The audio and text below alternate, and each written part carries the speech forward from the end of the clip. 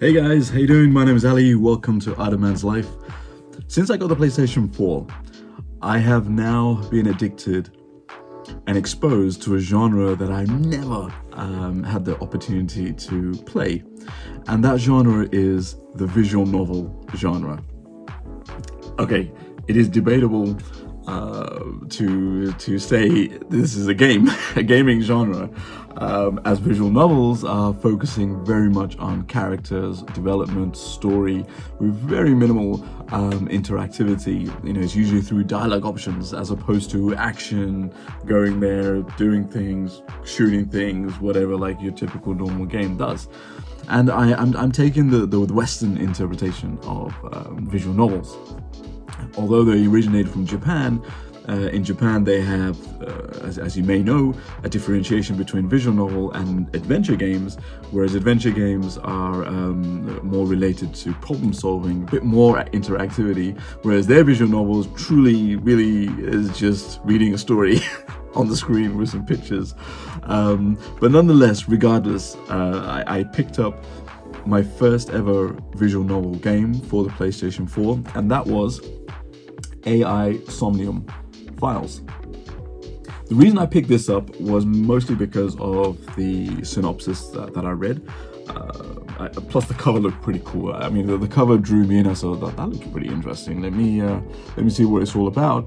And I found out that it was about a murder, and it was someone close to the main guy, and they had an artificial intelligence related to it, and he was a detective. And I thought, okay, I'm hooked. You know, when there's a story about a murder and a detective, I'm in. I'm sold. I'm sold already. So let's dive in. Let me explain what my thoughts were, my first visual novel experience, and also then explain how now I'm obsessed with getting so many more visual novels for the PlayStation 4. All right, catch you in a bit.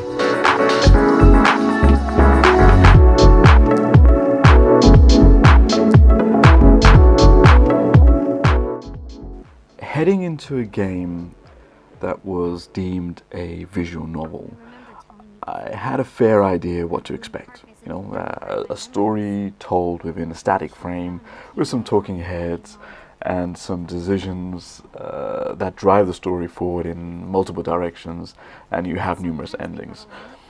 And to be honest, that's exactly what I got with this game, with AI Somnium Files. And I was fine with that. I mean, I made myself a cup of coffee, a few snacks, and just relaxed, you know, as the story unfolded. Now, with this game, there were some actual play features, you know, aside from that. I mean, the game actually puts you in something like a dream-like state. And you can actually move around with your AI partner that gets introduced in the story. And the challenge whilst you're in this dream state is to solve some puzzles within a time frame to unlock a certain memory that's buried within a person's subconscious. And they call this the AI Somnium Files and this system. But I have to say, the word solve really has to be taken very lightly, as half the time there's no rhyme or reason of why you would pick a certain object as a solution to a puzzle. However, I can see, again, why this would frustrate some people. I mean, but from my point of view, I kind of dismissed the idea it was a puzzle in the first place, because I interpreted these kind of challenges, or these kind of puzzles, shall we say, as just another direction the story could take. And, you know, as I progressed through the multiple directions of the story, that kind of premise became more and more apparent. So if you kind of dismiss the idea while you're in that dream state as to be puzzles, but just ways to be able to branch the story into different ways and to uncover different memories, then I think you'll probably enjoy it a lot more.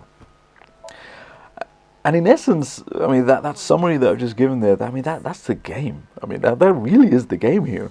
I mean, without spoiling the story, in a nutshell, that's how the game really is. That's all you've been doing with your time.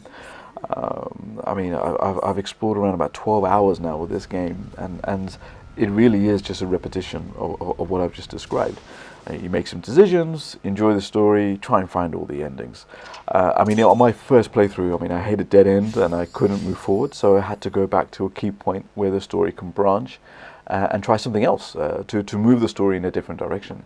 And what I did like about this game is that, and I really hope this is the same in a lot of other visual novels, and I believe it is that you don't always have to start then all the way back to the beginning of the game, you know, because that would have been a pain and that would have completely put me off this genre completely.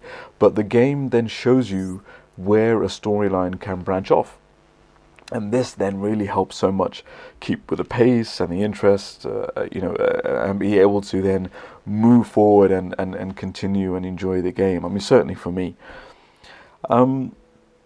Games like this live or die on the quality of the story, voice acting, the words as opposed to the actual gameplay. And I have to say, I really thoroughly enjoyed the story that AI Somnium told us, and especially the characters. I mean, there are some moments in the story that I couldn't believe what was happening, and I was in shock. I mean, I teared up in some of the scenes as well.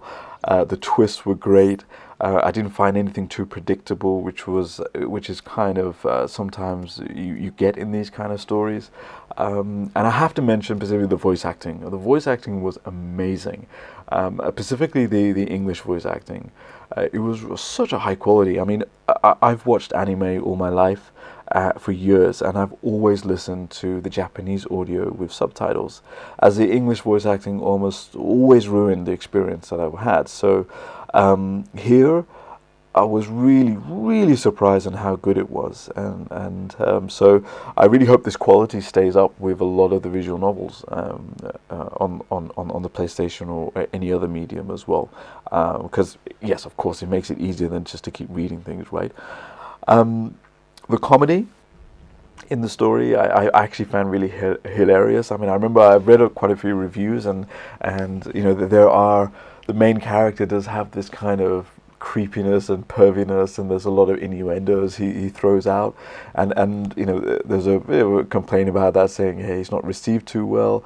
But personally, I really enjoyed it, and I found it really funny. And for me, it didn't take away from the story. But maybe that says something about me and my maturity. But I also really think it's a culture thing. I mean, being Asian myself, I'm used to a masala mix of melodrama, comedy, violence, emotion, thrills. It all comes together in a package, in the one thing, in a one story, in a one movie. You know, it's not separated out. So I really think it could be just a culture thing. So, as I mentioned in the intro, I've fallen in love with this visual novel genre. Games like this is like watching a movie or reading a book, and I find it really relaxing with such a busy life that I have. With fatherhood, with relationships, and with work, and general adulting life. You want to have some time out, and you want to be able to relax, as opposed to constantly testing your hand-eye coordination with action games, right? And I don't know, maybe I'm just getting old. Who knows? Who knows? But I'm really so looking forward to exploring more visual novels, and I know the Nintendo Switch has so many games that weren't released on the PlayStation, and for sure the PC has the biggest library, right? So I'm a little bit scared now of this road that's just opened up in front of me, because I want to explore it all, but I will just stick to the PlayStation for now. So please, any of you watching, if you know any great visual novel games that I do need to try out, please do let me know and put them in the comments. I'll definitely want to check them out. But for now, I hope you got an insight into this game, and are you a visual novel fan? Let me know. Let's share it. It's all about sharing the passion with these things. And until then, I'll catch you next time. Take care, guys. Peace and love.